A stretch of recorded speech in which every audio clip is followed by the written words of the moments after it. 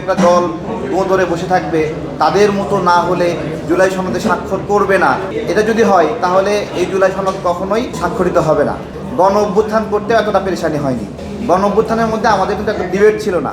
আমরা জুলাই সনদ করতে গিয়ে যেভাবে ডিবেট করছি, এটা আমাদের সংবিধানের চেয়ে উপরে জুলাই সনদকে নিয়ে যাওয়ার জন্য চেষ্টা করা হচ্ছে। বিষয়টা এরকম যে তাদের কাছে সংবিধানটা খুবই অস্বস্তিকর এবং আমাদের যে মুক্তিযুদ্ধের ভিত্তি, ওই জায়গাটা তারা অস্বস্তি ফিল করছে যে ওই সংবিধানটা থাকলে ওই জায়গায় অস্বস্তি হয়।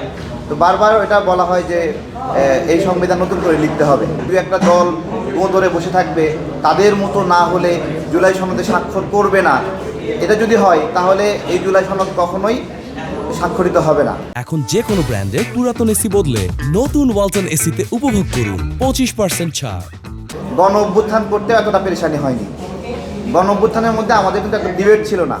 আমরা জুলাই সনদ করতে গিয়ে যেভাবে ডিবেট করছি এবং এটাকে এমন একটা পর্যায়ে যেতে পারে, এখন যেটা প্রাসঙ্গিক সেটা 1 মাস আগে প্রাসঙ্গিক ছিল না, 6 মাস আগে অন্যরকম ছিল। তাহলে এখন যেটা আমরা প্রাসঙ্গিক মনে করছি সেটা 1 বছর পরে, 2 বছর পরে, 3 বছর পরে সেটা প্রাসঙ্গিকতা থাকবে কি না, তখন সেটা বাতিলের দাবি উঠবে কি না, সেটা তো একটা দেখতে হবে। সুতরাং আমাদের যে বয়ান, সেই বয়ানটা হলো আমাদের যে সংবিধানটা আছে, যেখানে যেখানে অস্বস্তিকর, দেখেন সংবিধান কিন্তু তাকে স্বৈরাচার বানায় নাই। স্বৈরাচার তার নিজ প্রয়োজনে সংবিধানটাকে অদল বদল করেছে, কাটাছেঁটা করেছে। সুতরাং সংবিধান ছিঁড়ে ফেলতে হবে। আমরা এটা সমর্থন করিনি।